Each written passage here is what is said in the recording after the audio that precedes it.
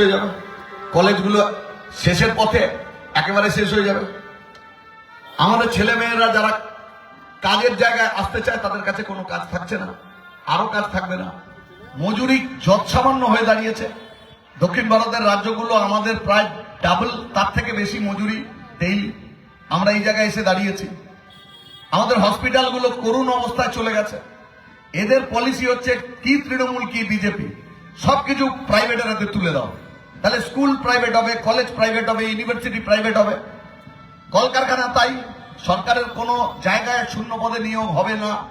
তাহলে এই সরকারকে না বদলাতে পারলে মানুষের বেঁচে থাকাটা মুশকিল। কিন্তু কে হারাবে? ওই যে পাল্টানো দরকার, তাই চাই বিজেপি সরকার। পাল্টাবে কি করে? আমি এই কথাটা বলছি, যেমন চারিদিকে বাজনা ইত্যাদি, খুব বেশি সময় নেওয়া ঠিক হবে না। 33 বার চেষ্টা করলেও যারা মনে করেন বিজেপিকে দিয়ে তৃণমূলকে হারিয়ে সরকারে আসা যাবে, তারা 33 বার চেষ্টা করলেও হবে না। বিজেপিকে দিয়ে তৃণমূলকে হারানো সম্ভব নয়। মানুষ ইতিমধ্যে 7 বার চেষ্টা করেছে। 18 পঞ্চায়েত, 19 লোকসভা, 21 বিধানসভা, 22 পৌরসভা, 23 পঞ্চায়েত, 24 লোকসভা, আর সবকটা উপনির্বাচনকে যদি এক ধরি তাহলে মোট 7টা নির্বাচন বিজেপিকে ভোট দিয়েছেন মানুষ। বাম পরিবার, বাম সমর্থক, দীর্ঘকালের অভ্যাস ত্যাগ করে আগে রাম পরে বাম গ্রহণ করেছেন। পরে বাম আসবে, কিন্তু এখন সিপিএম এর শক্তি কম, বিজেপিকে দিয়ে ওকে হাঁটিয়ে নি, নানান কিছু ভাবনা চিন্তা করে দিয়েছেন। আমরা বারে বারে বলেছি এই রাস্তায় হবে না। কি দেখা গেছে? দেখা গেছে যত দিন গেছে পঞ্চায়েতের মেম্বার বেড়েছে তৃণমূলের, কাউন্সিলর বেড়েছে তৃণমূলের, এমএলএ বেড়েছে তৃণমূলের, এমপি বেড়েছে তৃণমূলের। তাহলে তিনবার 19, 21, 24 যে মানুষ একেবারে ডেসপারেটলি ভোট দিলেন বিজেপিকে তৃণমূলকে হারাবেন বলে, আপনার প্রাপ্তি হচ্ছে ক্রমাগত তৃণমূল বাড়ছে আর বিজেপি কমছে। আপনি এর পরেও আরো কতবার ঠকতে রাজি, আপনি এর বাইরে যেতে পারবেন না। কেউ বললেন যে 70-30, হিন্দু আর মুসলমানকে একেবারে সম্পূর্ণ আলাদা দুটো ভোটের জায়গায় এনে দাঁড় করিয়ে দিতে পারলে জিতে যাবে। আমরা তাদেরকে বলি যে বাংলাদেশের ভোটটা খেয়াল করুন। জামাত চেষ্টা করেছিল 90% মুসলমানকে এক কাট্টা করে সেই ভোটে সরকারে আসতে। ঠিক এমনটাই এখানে 14 সাল থেকে চেষ্টা করে যাচ্ছে বিজেপি আরএসএস। কিন্তু কি দাঁড়ালো? 26 সালের ভোটে দেখা গেল জামাত হারলো, ব্যাপকভাবে হারলো, জামানত জব্দ হয়ে গেল। আর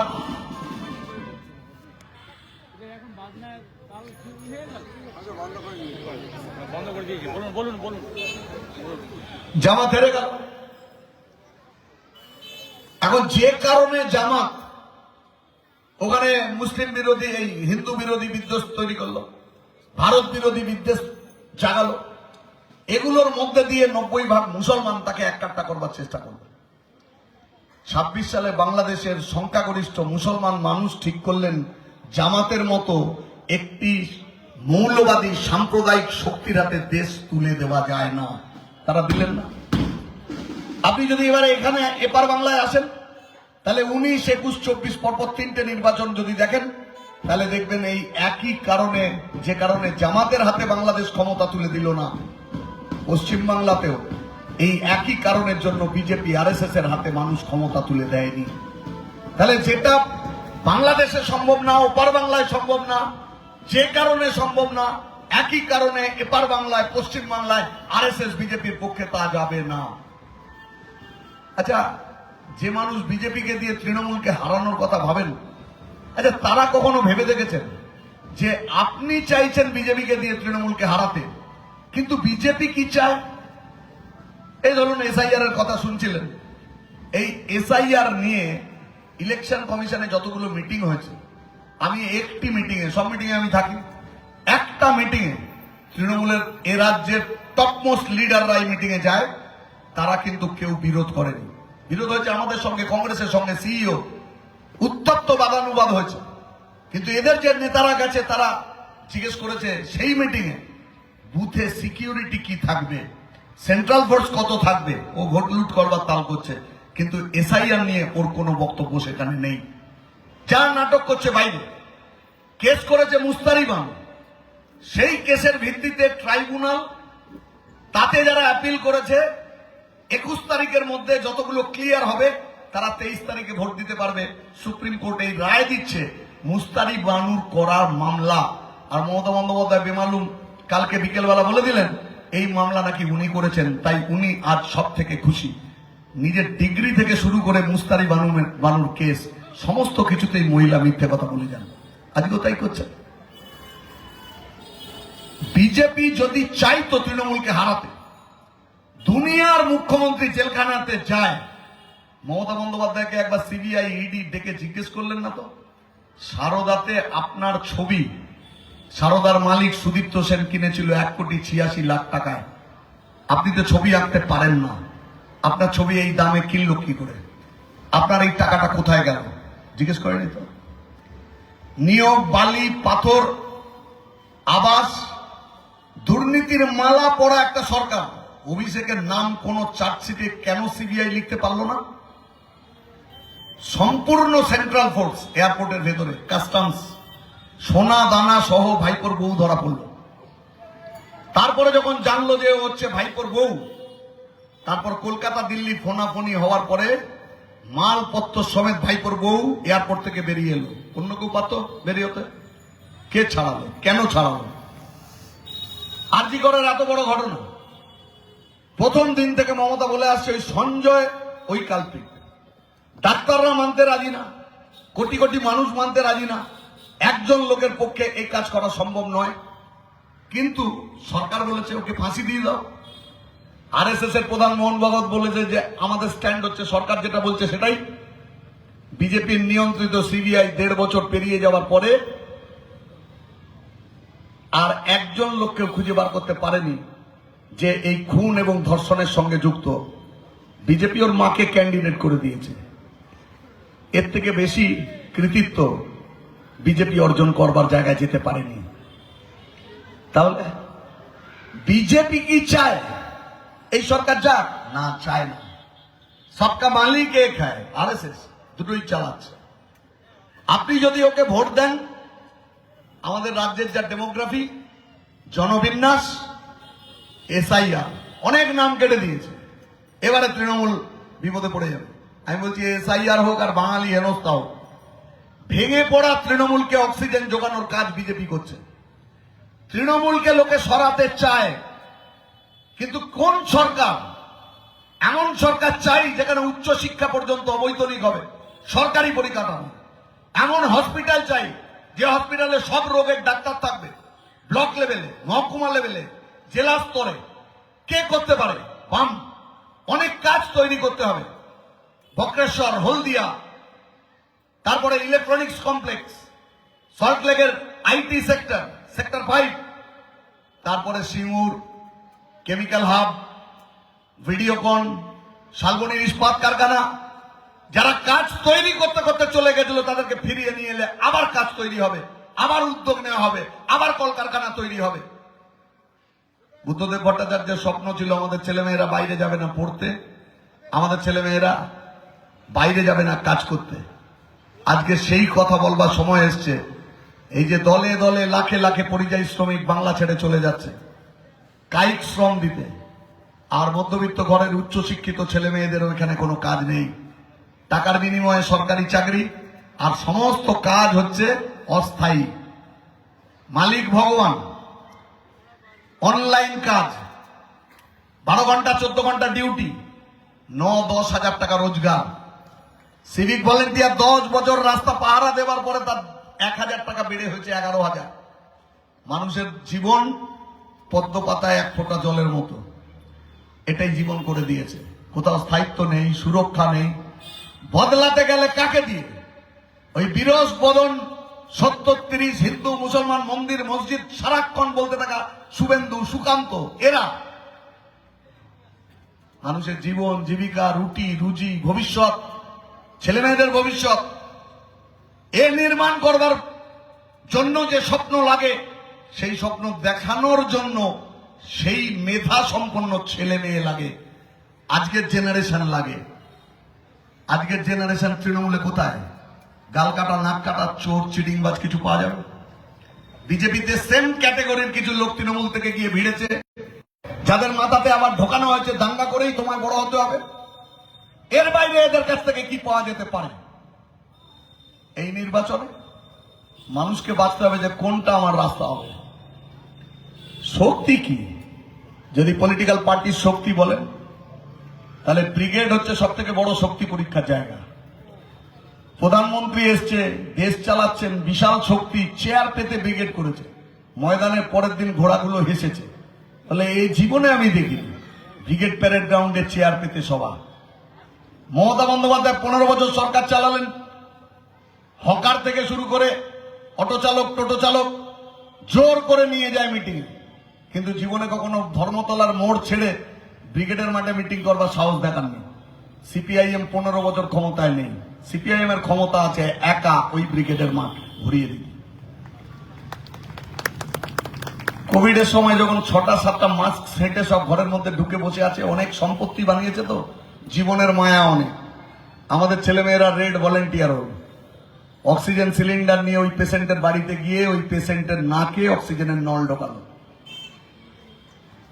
সাহস তো একে বলে, শক্তি একে বলে। সবকটা টিভি চ্যানেল, সবকটা থানা, আর তার পেছনে বীরপুঙ্গ লেজ নাড়াচ্ছে, ওটাকে সাহস বলে না, ভীরুতা বলে। 15 বছর সরকারের বাইরে সবকটা মিডিয়া, সবকটা থানা, দুটো সরকার সবাই মিলে আমাদের বিরুদ্ধে, কিন্তু আমরা শীত দ্বারা টান টান করে মাথা উঁচু করে ঘুরে বেড়াই। কোন বাপের বাটার ক্ষমতা নেই আমাদের দিকে আঙুল তুলে বলে তুমি এই করেছো, তুমি ওই করেছো। আর গোটা তৃণমূল, গোটা বিজেপি লাইন লাগিয়ে দিতে পারে যদি প্রকৃত তদন্ত হয়। একটাও বাইরে থাকার কথা না, সবকটা জেলখানায় থাকার কথা। আমরা মানুষকে বলবো আপনি কাকে বাঁচবেন? টালমাটাল পরিস্থিতির মধ্যে দিয়ে ভালো কিছু জন্ম হয়। আমাকে একজন বললো যে কি হবে ত্রিশঙ্কু, আমি হলে হবে। বামপন্থীরা কোনো কাউকে সমর্থন করতে যাবে না। 67-তে যুক্তফ্রন্ট 9 মাস চলেছিল, 69-এর যুক্তফ্রন্ট 13 মাস চলেছিল। রাষ্ট্রপতি শাসন বারে বারে। 71 সালে সব থেকে বড় পার্টি সিপিআইএম, রাজ্যপাল আমাদের সরকার করতে ডাকেনি, আবার রাষ্ট্রপতি শাসন। 72 সালে ভোট ছাপ্পা দিয়ে সমস্ত বুথ দখল করে আমাদের কর্মীদের ঘর বাড়ি ছাড়া করে ভোট হলো। সেই ভোটে বামপন্থীরা ঠিক করলো, সিপিআইএম পার্টি ঠিক করলো বিধানসভা বয়কট করব। 5 বছরে ইলেক্টেড যে কজন মেম্বার ছিলেন তারা বিধানসভা চৌকাঠ মারাননি। তারপরে 5 বছর অজস্র শহীদ, 1100-র উপরে খুন, অসংখ্য মানুষের ঘর বাড়ি ছাড়া। তারপরে 77 সালের গভর্নমেন্ট। তাহলে 67 থেকে 77 টালমাটাল পরিস্থিতির মধ্যে দিয়ে বাংলার রাজনীতি সমাজকে 10 বছর যেতে হয়েছে। এটা হচ্ছে গর্ভ যন্ত্রণা।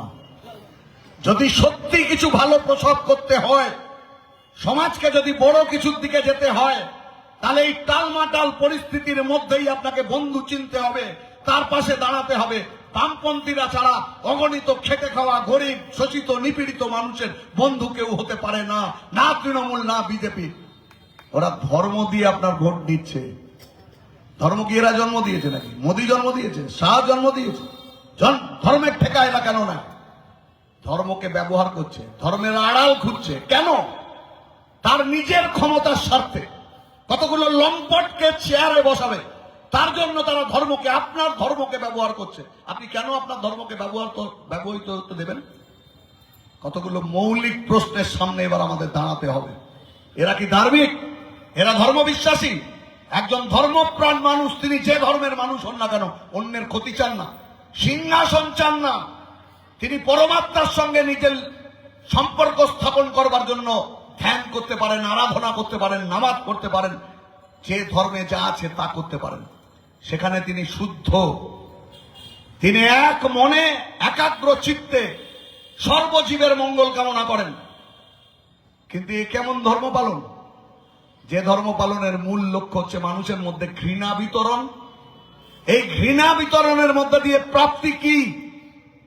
একজন হিন্দু, তার কোন উপকার বিজেপি করেছে? একজন মুসলমান, তার কোন উপকার তৃণমূল করেছে? চাকরি, শিক্ষা, কর্মসংস্থান, বেঁচে থাকবার নানান সুযোগ সুবিধে ধর্মের ভিত্তিতে কাউকে কিছু দিয়েছে? দেয়নি তো। এই প্রশ্ন করলে বলবে এরকমটা কি হয়? ঠিকই তো, না হয় তো উচিত। সরকার তো সব মানুষকে এক চোখে দেখবে, এটাই তো সরকারের নীতি হওয়া উচিত। কিন্তু ভোট এলেই কেন তৃণমূল আর বিজেপি মানুষকে স্মরণ করিয়ে দিচ্ছে আপনি হিন্দু, আপনি মুসলমান? সব কতগুলো লম্পটকে ক্ষমতায় রাখতে হবে, চুরি করবে, জোর চুরি করবে, তার জন্য এটাকে বদলাতে পারা যায় যদি মানুষ আমাদের সাথে থাকেন, আপনার জন্যই, আপনার সন্তানের জন্যই, এছাড়া অন্য কোনো বিকল্প নেই। আপনি বছরের পর বছর এই ঘেরাটোপে থাকবেন, ভয়ঙ্কর লড়াইয়ের ছবি আপনার সামনে টেলিভিশন তুলে ধরবে, সমস্ত রাস্তা আকাশ ঢেকে যাবে দুই দলের পতাকায়, ফ্লেক্সে। প্রচুর পরিমাণ টাকা দেদার দুই দল খরচ করবে, মানুষকে কেনবার কথা বলবে। সবকিছু শেষে আপনি দেখবেন তৃণমূলের আরো বেশি আসনের সরকার আর তার পাহারাদার বিজেপি। শুধু বামপন্থীদের ক্ষমতার বৃত্তের বাইরে রাখতে হবে। বছরের পর বছর একই জিনিস চলতে থাকবে। চাঁদের নিজের আলো নেই, এখন চাঁদ কোথায় দেখতে পাচ্ছি না, কত মায়াবী আলো। এ আলো তার নিজের না, সূর্যের আলো। পলিটিক্যাল পার্টির আসল শক্তি হচ্ছে জনগণ। 34 বছর জনগণের এই আলো আমাদের উপর ছিল, পঞ্চায়েত থেকে এমপি আমরা ছিলাম। 11 সালে এই আলো শিফট হয়ে গেছে তৃণমূলের দিকে, ওদের সব। তার কিঞ্চিত কয়েক ফোঁটা বিজেপির দিকে কয়েকটা কেন্দ্রে গেছে, তার ফলে বিজেপির কয়েকটা এমএলএ এমপি হয়েছে। 26 সালের ভোটে যদি আপনি মনে করেন আপনার হাতে শক্তি, জনগণের হাতে শক্তি, চোর, চিটিংবাজ, লম্পট, দাঙ্গাবাজ, ঘৃণা বিতরণকারী, বিদ্বেষ সৃষ্টিকারী, এই শক্তির পেছনে দেবেন, দিতে পারেন, সিদ্ধান্ত আপনার। আর আপনি যদি মনে করেন যে একটা উন্নত সমাজ গড়বার জন্য দু চোখে স্বপ্ন নিয়ে, মানুষের জন্য আন্তরিকতা নিয়ে যে ছেলে মেয়েগুলো কাজ করে চলেছে অবিরাম, যে মানুষ লড়াই করে চলেছে সেই দ্বারা টান টান করে, আপনি তার পক্ষে, সিপিআইএম এর পক্ষে, বামপন্থীদের পক্ষে, বাম আইএসএফ জোটের পক্ষে আপনার সমর্থন দেবেন, তাহলে মে মাসে আপনি বলবেন তৃণমূল নয়, বিজেপি নয়, বাম ও সহযোগীদের শক্তি বেশি, আসল শক্তি হচ্ছে আধার জনগণ। আমরা সেই জনগণের কাছে বলছি এইবারের নির্বাচন অনেক গুরুত্বপূর্ণ, অনেক বড় নির্বাচন। বাংলা বহু দিনের জন্য অতলে তলিয়ে যেতে পারে, আর আমাদের সন্তানদের জন্য একটা নতুন বাংলা গড়বার রাস্তাতেও আমরা যেতে পারি।